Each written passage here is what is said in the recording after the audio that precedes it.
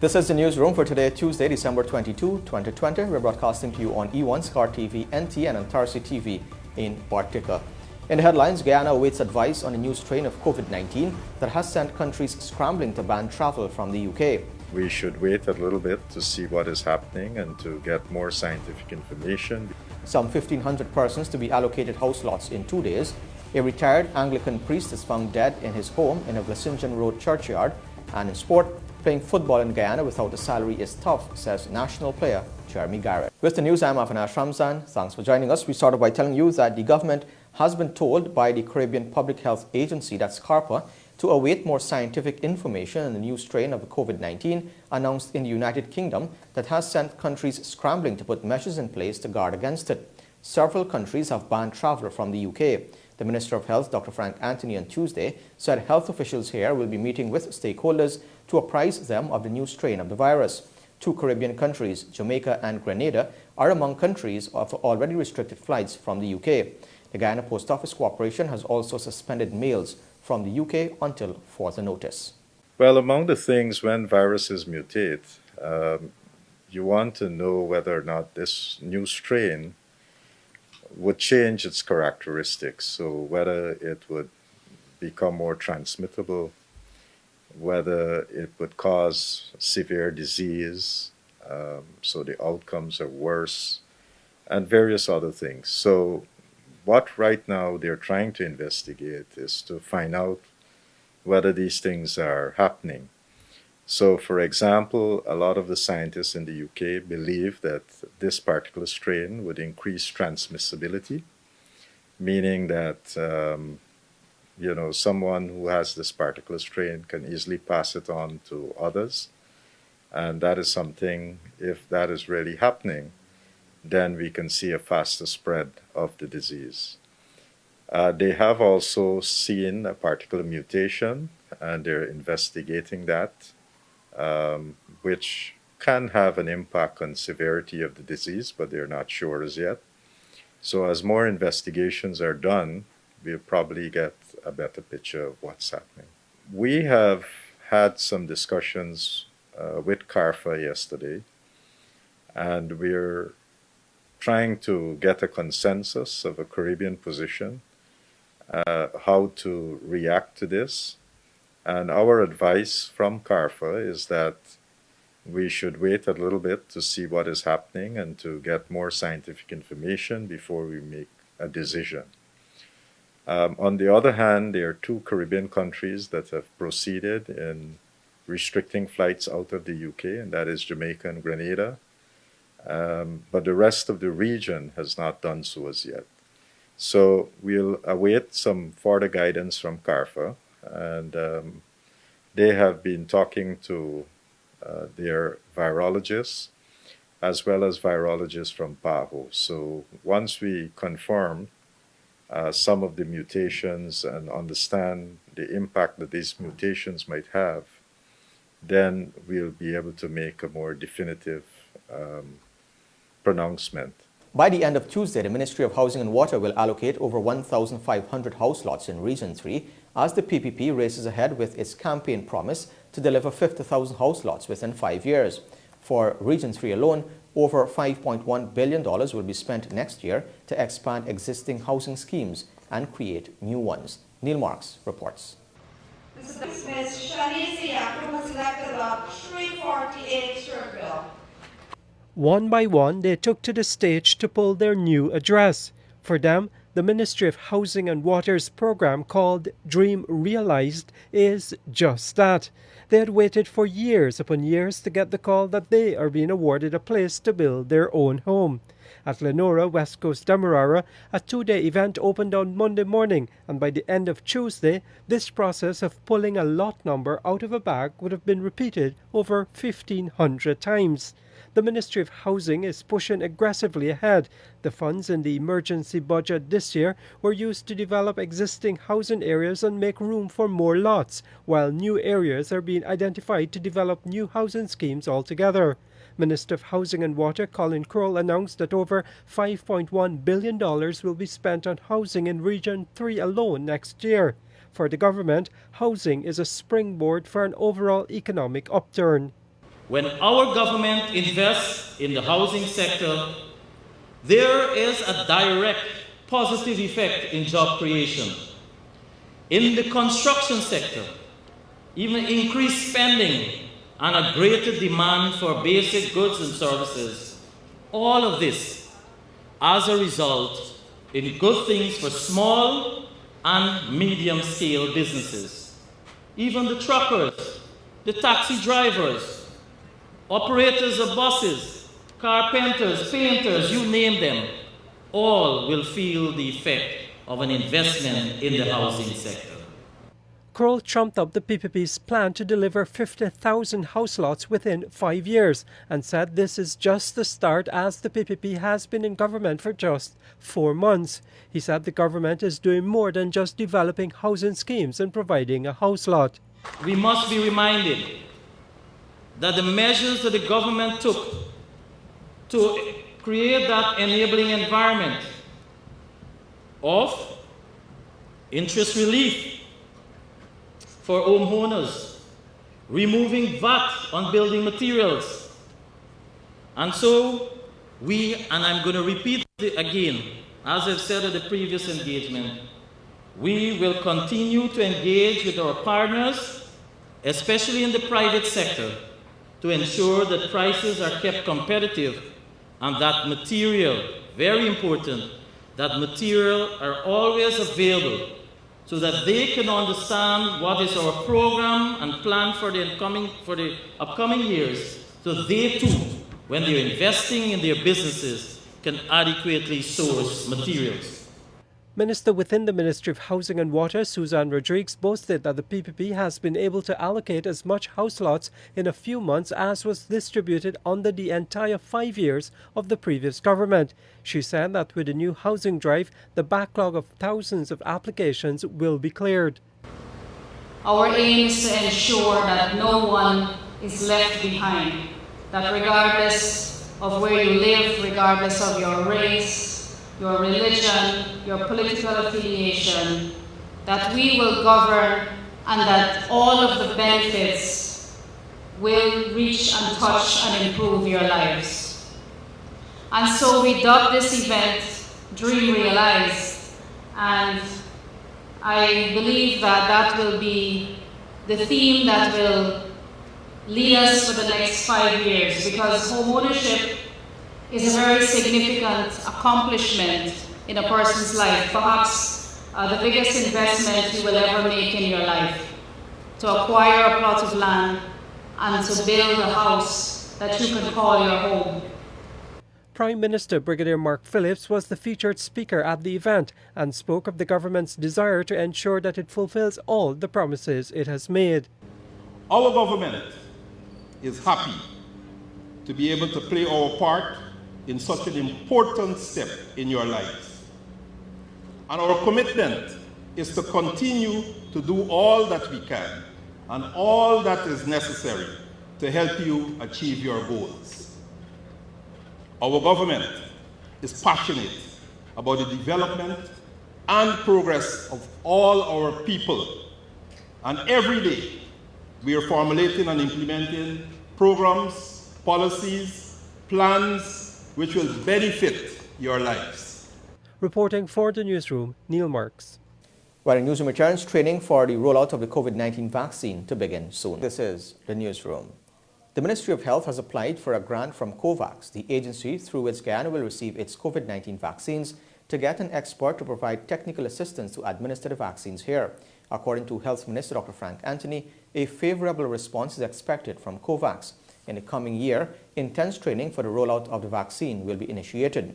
This will include how to register persons for the vaccine, education on possible side effects, getting consent, and administering the vaccine itself. The two vaccines that are currently in use, which is Pfizer and Moderna, require special temperature control.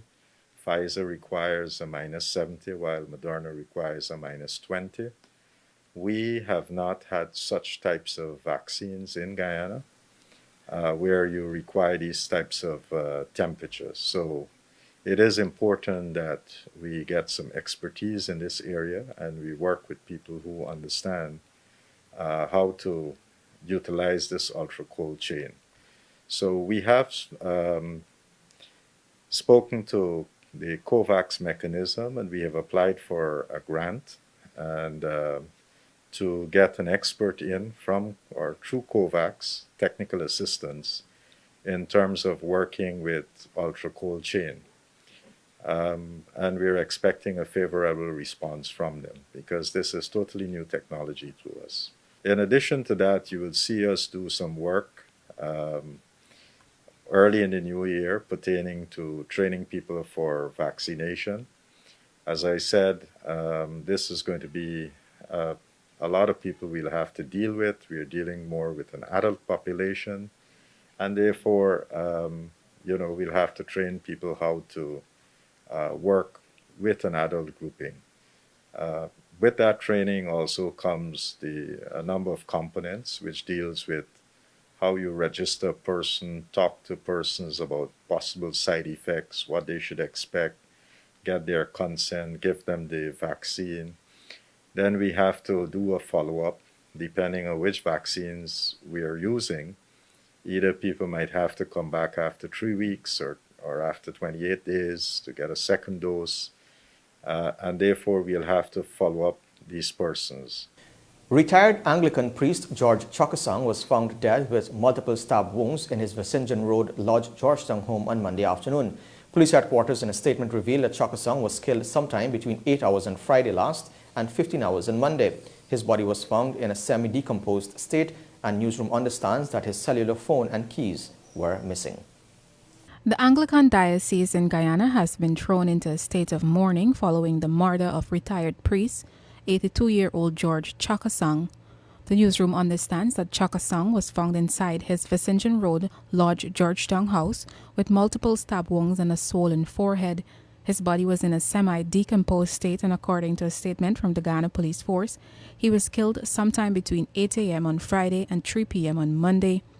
There was no sign of forced entry into the house, which is located in the compound of the St. Sidwell's Anglican Church.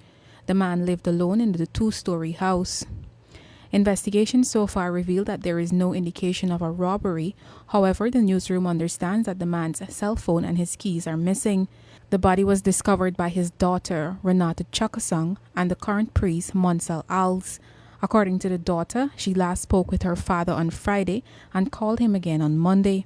After he did not answer his phone, she visited Priest Alves' house at Northeast La Penitence looking for him.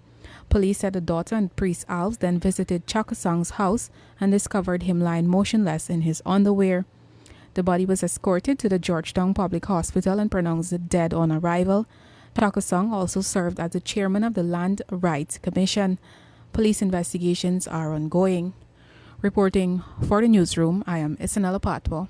We tell you now that 28-year-old Alvin Jones, known as Hot Skull, was on Tuesday sentenced to 43.5 years for the murder of All Boys Town footballer Paul Daniels back in 2017. Jones, formerly of Castello Housing Scheme, La Penitence, Georgetown, was sentenced by Justice Priya Sinarain Bihari at the Demerara High Court. On December 8, a 12-member jury found Jones guilty of the charge that he murdered Daniels on February 2, 2017 at Lot 252 Independence Boulevard, All Boys Town during the course of a robbery. Daniels, 32, called Dundee, was attached to the Georgetown Football Club. He was gunned down moments after taking his fiancée to her Independence Boulevard home. Based on reports received, 2 armed men entered the house through a door located on the northern side of the building. Upon entering the house, they held Daniels and his fiancée at gunpoint and relieved him of a gold chain and an undisclosed sum of cash and left. Daniels, who was also a carpenter, went in pursuit of the men, and during the chase, the suspects discharged several rounds, one of which hit Daniels in the region of his stomach and chest. He was rushed to the Georgetown Public Hospital, where he was pronounced dead on arrival. While addressing the court, Jones said he didn't think he received a fair trial. Justice Bihari told him he has the right to appeal if he feels that way, and sentenced him to serve 43.5 years in prison.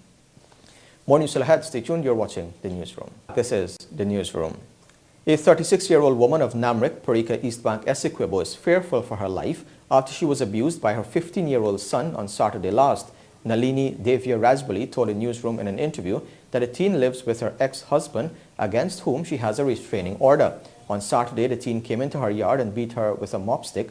But when she made a report to the police station, she was told that due to the boy's age, charges cannot be laid. This excuse, the woman said, has encouraged her son to continue his actions, and she is fearful that he will be used to kill her. Rajbali also believes that the police are taking bribe from her ex-husband's family. I was in the front room taking out my clothes, right? So when I'm taking out my clothes now, I got a small puppy like this, and the puppy bark. When the puppy bark, my 9-year-old son said, "Mommy, Calvin is in the yard." So I go downstairs and I ask him, what you want? I tell you, don't come back here. If you listen to your stepfather and attack one sit alive from me, why you coming here for? Who tell me to say that? He run me around in the yard, just with the 2 long hand, and then I run for reach to my step. When I run to my step, he give me one lash in my head. I fall from my face. When I fall now, he give me one for my shoulder. I have the marks here, I have medical and everything for it. I don't know if you want to see it, right? I go to the Perica police station, I file a report. The sergeant said that he cannot charge him. The sergeant sent me to the welfare. That was yesterday. He never attended to the welfare. I was it. The welfare gave me a note to drop back to the Lenore to see the commander. The commander said he cannot charge him. He too underage. So the stepfather turned and said that, "Oh, you could do your mother more thing and you will never get charged for go to court because you're small." Because the stepfather cannot get for hurt me, so they put in he for hurt me. Right? So when he come and hurt me there now, he don't have no lockup, he don't have to go to court or nothing. Right? So the stepfather try now for cover these things up.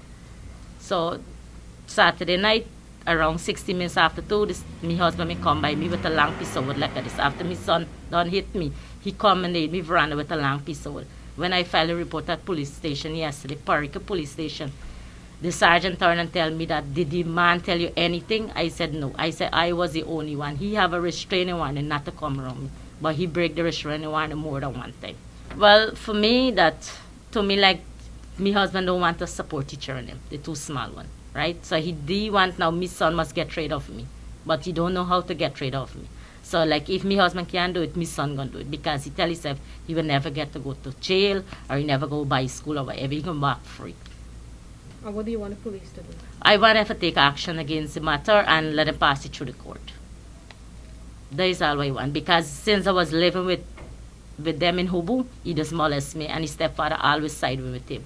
And his stepfather family them get money, right? And right now I'm trying to cover this same story at Perica police station. Because yesterday when I go there, my son was there, my husband was there, and the police did not pay attention to me. They're paying attention to my husband and the The Georgetown Public Hospital Corporation on Tuesday received equipment valued at $26.9 million from the Chinese embassy in Guyana.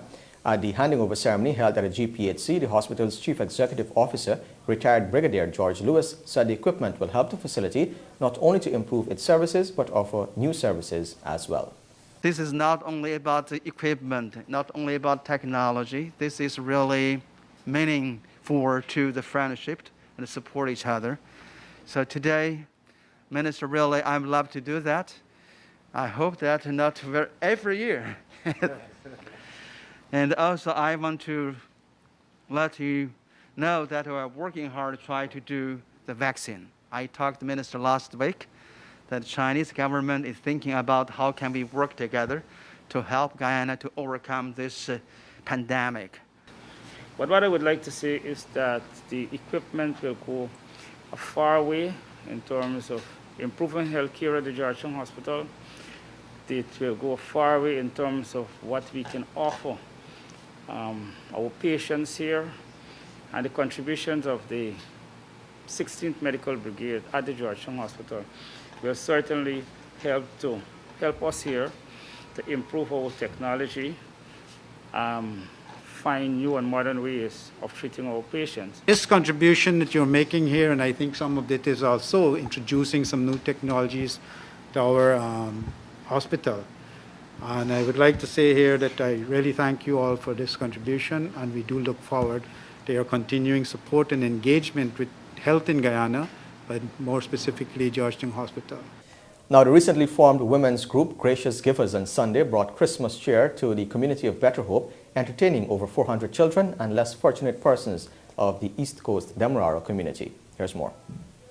Gracious Givers was founded earlier this year to assist the community in dealing with the effects of COVID-19, and the initiative last weekend was an extension of that benevolence to the community.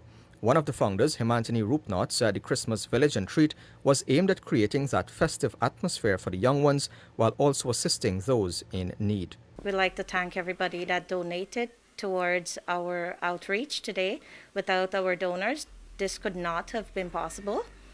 Thank you to our chairman for stepping up and assisting us, along with many of our donors. We'll list them later, but too numerous to mention at this time.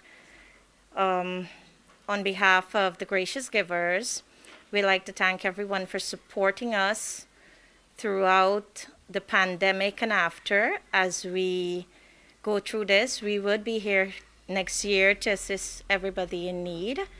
On behalf of the gracious giver, we like to extend a Merry Christmas and a prosperous New Year's to each and everyone in the community of Better Hope, around surrounding villages, and the entire nation of Guyana. Roopnath said gracious givers will continue to support those in need, noting that through donors they were able to assist families, many of whom lost their jobs, and children with school supplies during the COVID-19 pandemic.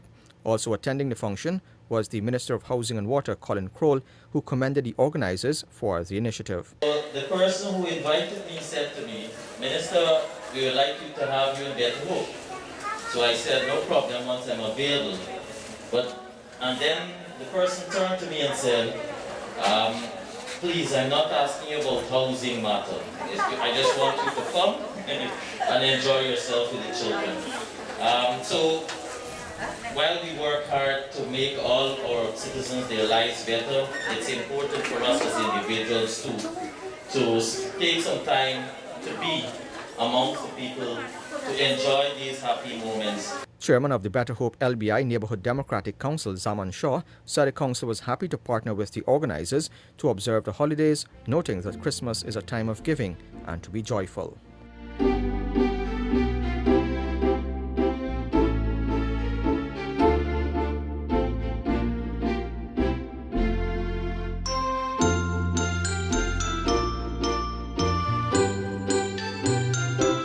When the newsroom returns, a reflection on the rollout of the 914 emergency hotline for domestic and sexual abuse. This is the newsroom. The COVID-19 pandemic has not put a damper on an aggressive rollout of new initiatives by the Ministry of Human Services and Social Security. One of the most important initiatives the ministry undertook was the setting up of the 914 emergency number to report cases of domestic violence and sexual abuse. Dr. Vindya Prasad, the Minister of Human Services and Social Security, spoke with the newsroom about the initiative. The 16 days of activism, I would say from the ministry's perspective, was well thought out. We wanted to intensify awareness and to let people move away from being impervious to domestic violence because it is something that is so prevalent. People tend to read it, see it, and dismiss it. So the culture has to change. We need to have more reporting. And leading up to the point where we launched a 914 hotline, there was the intention to raise the awareness to such a level that by the time we were ready to launch, people will be in the mode to be receptive to a 914 launch. I must say that the response was overwhelming on social media. From the moment we put our screen or banner up, people were putting it on their display pictures, people were getting involved, people were making statements, and I was very happy that in addition to the ministry, a number of personalities and organizations jumped in to help. And that is the kind of movement that we want to see happen in Guyana, because it is letting people know that this is not something that one entity, one organization, or one person can have happen. We need the collective efforts of everyone else. Very often, many people find themselves in situations where they experience violence. And violence is something that you may think is very easy to get out of, but there are many, many reasons why people stay in violent situations. Perhaps it's the familiarity and the fear of the unknown when they step out of a violent relationship. And a big part of it would be the financial instability, the lack of support. There's so many gaps in the system as it exists, and I'm not ashamed to say that where I sit the responsibility lies with this ministry to fill those gaps and voids, and the 914 was a step in that direction to help reporting to happen, because when we looked at the statistics from 2019 to 2020, we saw at least 50% reduction in the number of cases reported. It does not mean by any stretch of the imagination domestic violence suddenly stopped because there was a COVID pandemic, but the reality is that many persons are in close proximity to their perpetrators, so reporting becomes that much harder. So the 914 gives people an opportunity to report, and bringing GT&T and Digicel together made the number toll-free. So it costs nothing to call and to report. But then we need to know beyond that, then what? So we've made contact with the police, and we are engaging in a partnership. When the person calls, they're in a violent situation at the moment, they will be helped by the police, because we have a call system where we call the police for the person and there is a response. Now, this is the ideal. This is something we are working to perfect. Because it's a new hotline, there might be glitches. I know, I believe in saying it as it is, but it's moving to that stage where we can have the entire system perfected.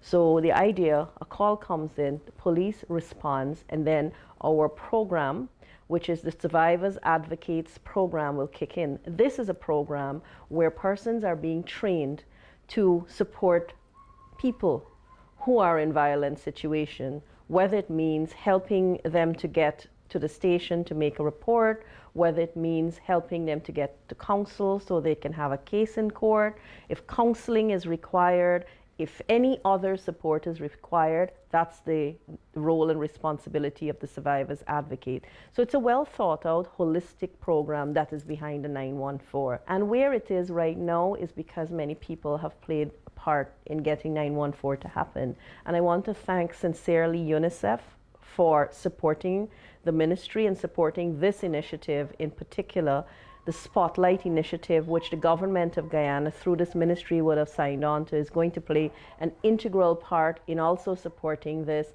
ExxonMobil has come on board also, and you know, more companies can come on board so that we have more persons to respond, more hotline operators, more survivors advocates. So we're decentralizing our services and making it comprehensive, compact. So when someone comes to us, we help them in a holistic manner. So at the launch, when people were there, we also got to listen to persons who were survivors. And what came out of their stories was the fact that they made reports and then nothing happened. And they were left in limbo for years. And that's something we don't want to see happening to people when they call us as a hotline. So I don't want it to be just another hotline. So if there's trafficking in persons, report. Child abuse, report. Violence, report. And that is where we are taking it, from awareness to reporting to intervention to support. When the newsroom returns, the financial, weather and bridge reports along with sports.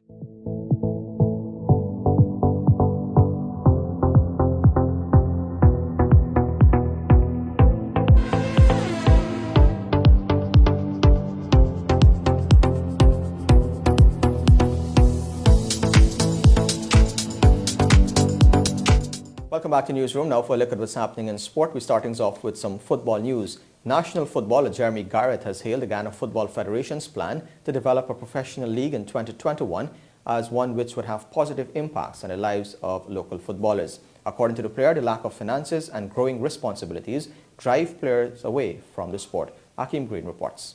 With the support of UEFA and CONCACAF as part of its ongoing partnership with the two confederations, the GFF has announced this month that it will in 2021 be creating its first professional football league. The GFF will receive support from the European Football Administrative and competitions experts to explore and define the most appropriate approach for establishing the required infrastructure, football standards, technical capacity, and commercial ecosystem. A rewarding part of this structure will be stable wages for players in Guyana. The Elite League, which started in 2015, offered similar, but not all clubs are able to sustain a similar payment structure. That league has been on hold since May 2019.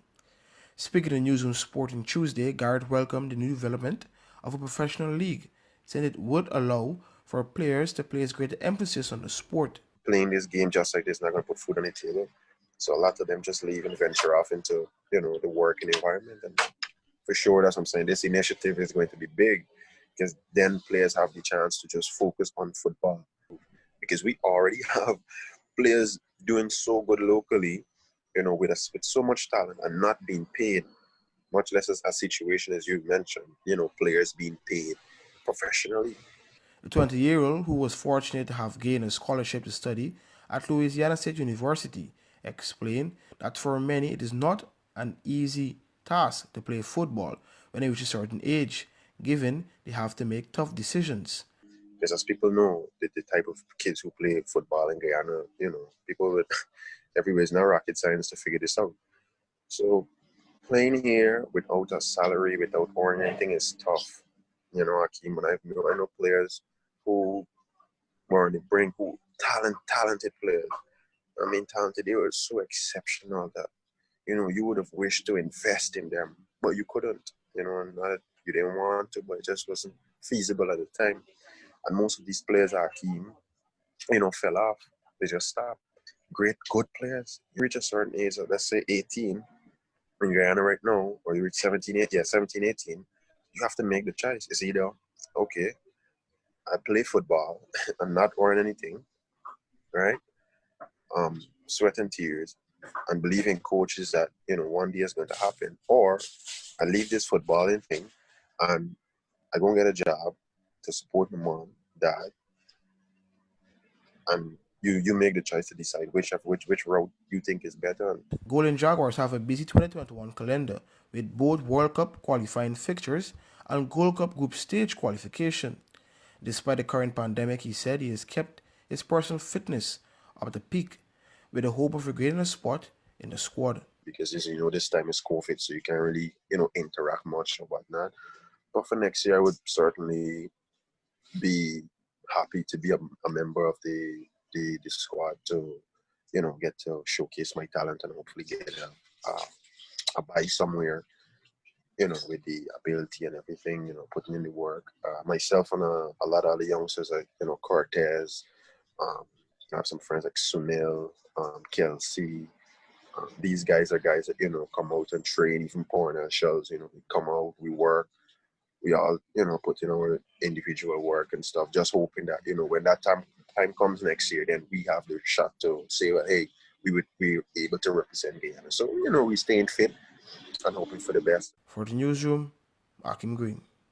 Cricket news now. Family support, according to West Indies Limited Overs captain Kieran Pollard, is critical to the mental well-being of cricketers. Speaking on a recent Cricket West Indies forum, Pollard spoke of the challenges of moving from bubble to bubble over the last 6 months, noting that having his family in the IPL was crucial to him staying focused on the field. Look around, you see a lot of these franchises and even the international teams now want to call yourself a family. But do we understand the importance of what a family or family members actually, bring to us, as individuals? For me personally, I can safely say that without the backing of my family, I would not have been able to sustain and be sane and be able to still face, media and people with a smile on my face.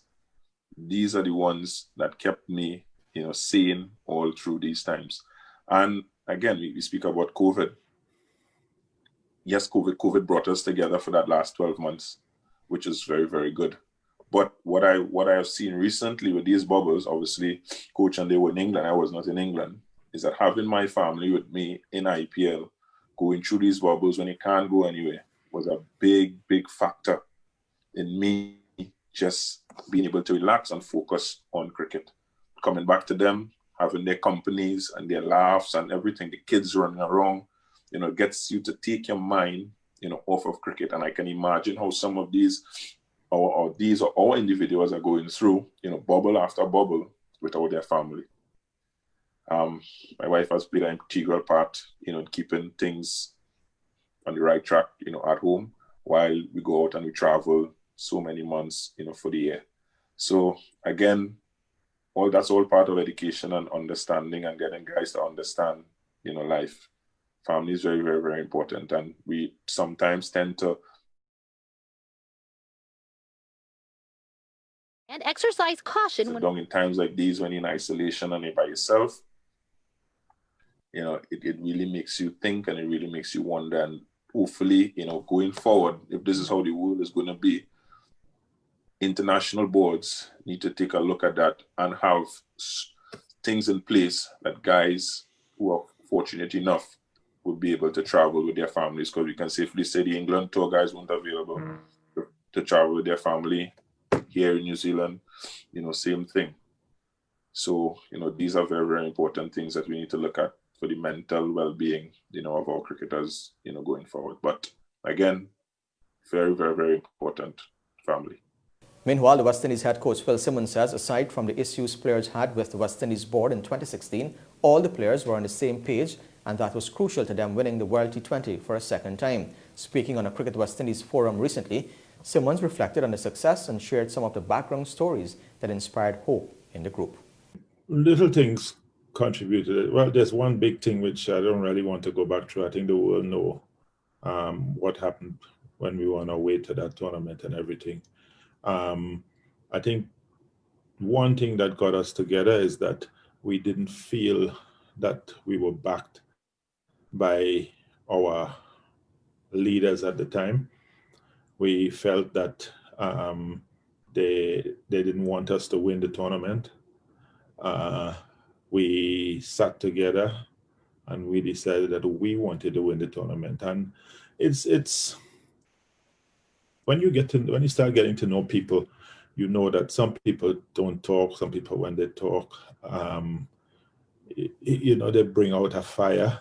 And one of the first meetings we had before the first practice in Dubai, we talked about what we want to get from this tournament and what we want to get from the little camp we were having. And the last words that were spoken in that little huddle was Marlon coming out and saying, "Gents, let's go and get what is ours." And it had all the back and forth with the captain and the board and everything like that. And to hear Marlon come out and say that, I think everybody just felt, well, we are going to this and we're going to be there at the end. And I think one other thing, we were playing a practice match and you saw one of the water breaks, you saw Chris running out with water and making sure he was running wrong and giving people water. And you felt, we said earlier about family, but you felt like everybody was on the same page. And I think that told me then and there that we would be up there at the end. You know, you can't say whether you'd win it or not, but we would be up there at the end. Now, FIFA has lodged a criminal complaint against the former president Sepp Blatter over the finances of a museum in Zurich, Switzerland. The complaint relates to the involvement of Blatter and other former officials in the FIFA museum project. It is the latest allegation of financial impropriety against Blatter, who resigned from his post as president in 2015 amid a corruption scandal. The 84-year-old has always denied any wrongdoing. FIFA, football's world governing body, says Blatter's previous administration cost them 500 million Swiss francs to renovate a building that the organization doesn't own, while also locking itself in a long-term rental agreement on unfavorable terms. And the wicketkeeper batsman Mohammad Rizwan scored a career-best 89 of 59 balls as Pakistan recorded a 4-wicket victory in the third and final T20 against New Zealand on Tuesday. New Zealand took the series 2-1 courtesy their 5-wicket and 9-wicket wins in the first two matches played in Auckland and Hamilton. Set a 174 run target, Pakistan chased down the target with 2 balls to spare, with Iftikhar Ahmed hitting a 6 to seal the win. Man of the match Rizwan added 40 for the first wicket with Haider Ali 11. The foundation of the win was laid though with the right-hander's 72-run second wicket partnership with the in-form Mohammad Hafiz, who followed up his unbeaten 99 in the previous game with 41 of 29 balls. Earlier, Devon Conway was the mainstay of the Black Caps innings. The left-hander scored 63 of 45 balls with the help of 7 fours and a 6. Glenn Phillips scored a quick-fire 31 as the hosts finished their 20 overs on 173 for 7. And with that, we've come to the end of the news for this evening. My name is Avinash Ramzan. Thanks for watching.